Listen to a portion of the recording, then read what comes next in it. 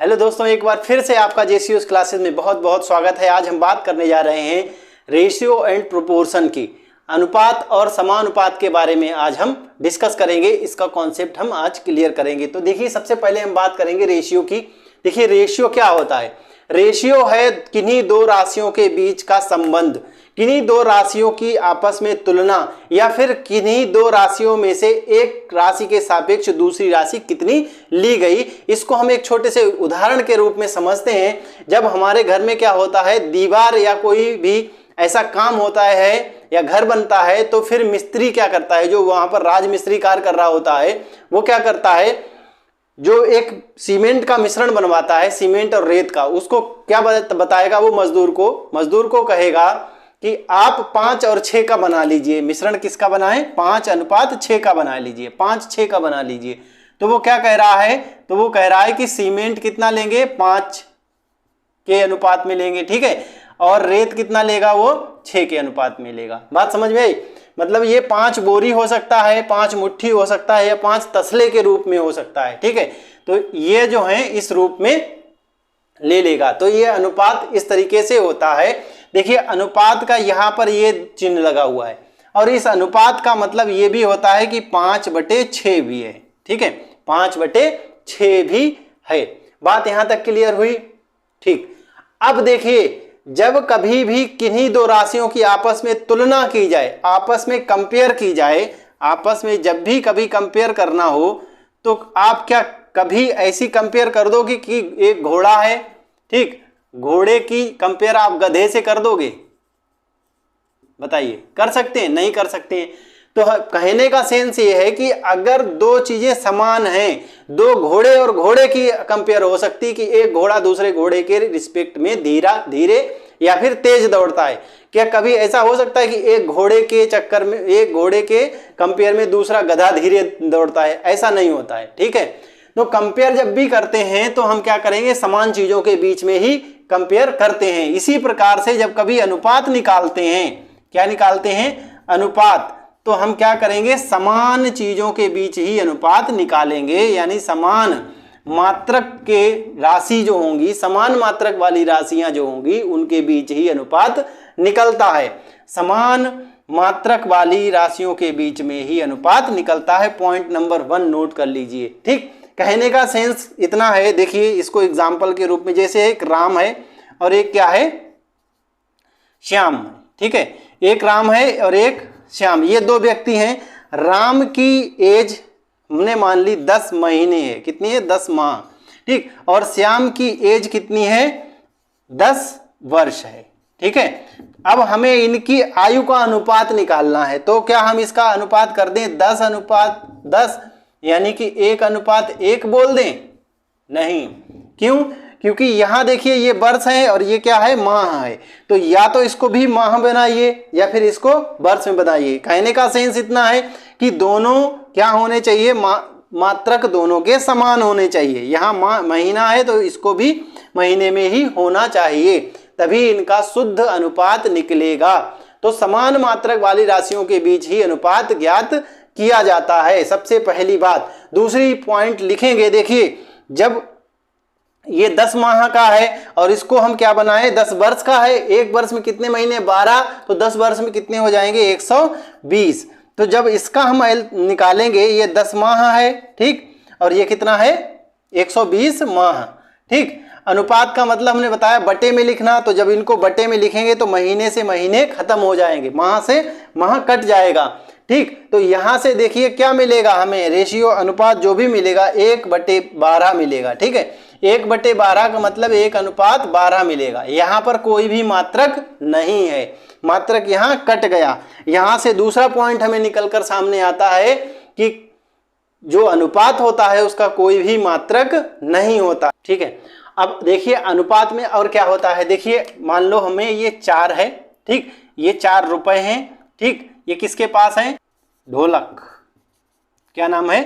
ढोलक, ठीक। दूसरा व्यक्ति है जिसके पास 6 रुपए हैं, इसका नाम क्या है? राजा, ठीक है। एक व्यक्ति है ढोलक जिसके पास 4 रुपए हैं, और एक व्यक्ति है राजा जिसके पास कितना है? 6 रुपए हैं। ठीक, अब हमें इन दोनों का अनुपात निकालना है कि ढोलक और राजा के पास कितने रुपए का अनुपात है। इन दोनों के बीच जो रुपए हैं उनका अनुपात क्या है, तो 4/6 करेंगे। ठीक, तो कितने से देखिए कट जाएगा, 2 दूनी 4, 2 तिया 6, यहाँ कितना अनुपात आ गया, 2:3। तो देखिए इस कंडीशन में क्या होता है, इस कंडीशन में यह होता है जब हम अनुपात निकालते हैं। ठीक, एक तो आप कहेंगे 4/6 आया, एक कहेंगे आप 2/3 आया, तो इसमें सही कौन सा अनुपात है, देखिए दोनों ही सही अनुपात कहे जा सकते हैं। ठीक है, लेकिन जो शुद्ध अनुपात है, सरल अनुपात है, वो ये है। ठीक है, शुद्ध अनुपात है, सरल अनुपात है, ये है। क्यों, क्योंकि अगर किन्हीं 2 राशियों या 3 राशियों के बीच अनुपात निकाला जा रहा है तो उनके बीच जो मासा होता है वो खत्म हो जाता है, मासा होता है वो खत्म हो जाता है, जो भी कॉमन संख्या होती है वो ऊपर नीचे सब कट जाती है, उसके बाद जो अनुपात आता है वही शुद्ध अनुपात कहा जाता है। ठीक है, तो ये शुद्ध अनुपात होगा। इसमें देखिए 2 दोनों में था, 2 4 और 6 का मासा कितना हुआ। ठीक है, मासा देखिए निकालना सीख चुके हैं, तो मासा कितना इनका हुआ 2, तो वही 2 देखिए दोनों तरफ से काट दिया और हमारा शुद्ध अनुपात आ गया 2:3। अगला देखते हैं, देखिए किन्हीं 2 संख्याओं के बीच अनुपात है, मान लेते हैं 4:3 है। ठीक है, कितना है, 4:3 है। इसको हम देखिए ऐसे भी लिख सकते हैं 4:3, ऐसे भी लिख सकते हैं। ठीक है, इसी चीज को अब क्या है, अगर हमने क्या किया, इस अनुपात में किसी भी एक संख्या से दोनों में गुणा कर दी। ठीक है, किसी भी एक संख्या से दोनों में गुणा कर दी तो क्या होगा, देखिए ये दोनों अनुपात हैं, हम मान लेते हैं इसमें हमने 4 से दोनों में गुणा कर दी, तो 4 चौक ये हो गए 16 और ये हो जाएंगे 4 तिया 12। ठीक, तो कोई फर्क पड़ा, देखिए 4 से फिर काट दीजिए, 4 चौक 16, 4 तिया 12, फिर से वही आ जाएगा। कहने का सेंस ये है कि जब किसी भी अनुपात में किसी समान संख्या से गुणा कर दिया जाए या फिर भाग कर दिया जाए, याद रखिएगा गुणा करें या फिर भाग करें। ठीक है, दोनों कंडीशन में अनुपात का मान नहीं बदलता है। बात समझ में आई, दोनों कंडीशन में अनुपात का मान बदलता नहीं है, समान रहता है। अब देखिए अगर हमें अनुपात में संबंध स्थापित करना पड़े, ठीक है, तो हम किस तरीके से करेंगे। देखिए जैसे कोई 2 राशि है A/B, ये 2 चीजें हैं, इनका अनुपात दिया है हमें 3:2। ठीक, और कोई दूसरा है B/C, इनके बीच हमें अनुपात दिया है 6:8, 6:11 कर लीजिए। ठीक है, 6:11 दिया है। अब हमें क्या चाहिए, हमें चाहिए A/B/C, इसका मान चाहिए A/B/C। तो कैसे निकालेंगे, देखिए इसको निकालने का एक तरीका ये है क्या, A हमारे पास है, उसके बाद क्या है B है, फिर उसके बाद क्या है C है। तो यहां से देखिए ये आगे वाली चीज आगे वाले की और पीछे वाली चीज पीछे वाले की, यानी A बराबर कितना हो गया 3 और B बराबर कितना हो गया 2। ठीक, यहां से B बराबर कितना 6 और C बराबर कितना 11। इतनी क्लियर बात हुई। चलिए अब हमें क्या करना है, अब हमें करना यह है कि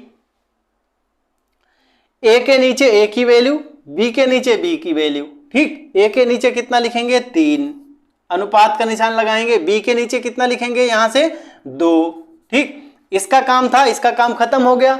दूसरा अनुपात ये दिया है, तो दूसरा अनुपात जब लिखेंगे तो यह इसके नीचे लिखेंगे दूसरी लाइन में, पहला अनुपात पहले वाले के, दूसरा अनुपात दूसरी लाइन में लिखेंगे। अब B के नीचे देखिए कितना लिखना है 6 और C के नीचे कितना लिखना है 11।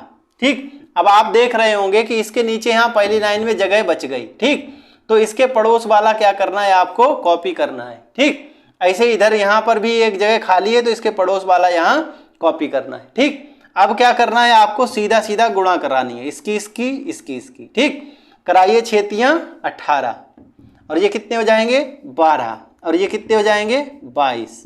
क्या ये कोई ऐसी संख्या है दोनों सबको काट रही हो, हाँ कौन सी 2, 2 नेम 18, 2 छंग 12, 2 11 22। ठीक है, तो यही इनका शुद्ध अनुपात हो गया 9:6:11, A/B/C। अब यहीं से मान लो वो पूछ लेता आपसे A अनुपात C कितना होगा, ठीक, तो A अनुपात C के लिए A के नीचे कितना है 9, C के नीचे कितना है 11, ये लीजिए A अनुपात C आ गया। ठीक है, एक और हम क्वेश्चन देखते हैं अनुपात का। देखिए अनुपात में क्या बोलेगा, इसमें A अनुपात B दिया, B अनुपात C दिया और C अनुपात D दिया। तो हमने आपको बताया कि आगे वाली वैल्यू आगे वाले की और पीछे वाली पीछे वाले की, इसी तरीके से इधर और इसी तरीके से इधर। हमसे पूछ लिया गया A अनुपात B अनुपात C अनुपात D, इसका मान कितना होगा। तो अभी जैसे हमने A अनुपात B अनुपात C निकाला था उसी तरह से निकालेंगे। A अनुपात B अनुपात C अनुपात D लिखिए। ठीक है, फिर क्या करेंगे, A की वैल्यू कितनी है 4 A के नीचे, B की कितनी है 3 B के नीचे, दूसरी लाइन में दूसरा यहाँ देखिए B का कितना है 1, C का कितना है 3, फिर तीसरे लाइन में ये तीसरा C D वाला, C का यहाँ कितना है देखिए 2, ठीक, और D का कितना है 5, लिख दिया। अब क्या देखिए इसके आगे 2 स्थान खाली हैं, दोनों पर इसका पड़ोसी कॉपी कर दीजिए। ऐसे इसके आगे देखिए इसका पड़ोसी 1 और इसके आगे इधर 3, ठीक, इसी तरीके से इधर 2 और 2। ठीक है, अब क्या करेंगे, सबकी गुणा करा लेंगे। गुणा करा लीजिए, देखिए 4 एकम 4 दूनी 8, 3 दूनी 6, 3 तिया 9 दूनी 18, इधर देखिए 3 तिया 9 पंजे 45, ये लीजिए A अनुपात B अनुपात C अनुपात D आ गया। अब कोई ऐसी संख्या नहीं है जो सबको काट दे, ठीक है, नहीं है तो यही आंसर हमारा हो गया। A अनुपात B अनुपात C अनुपात D आ गया। अब यहाँ से मान लो A और D पूछे तो A की वैल्यू और D की वैल्यू उठा लीजिए, ठीक, B और D की पूछे तो यहाँ से उठा लीजिए, ठीक है, C और A का पूछे तो यहाँ से उठा लीजिए और रख दीजिए। ठीक है, तो हमारा आंसर यहीं से सब आ जाएगा। ठीक।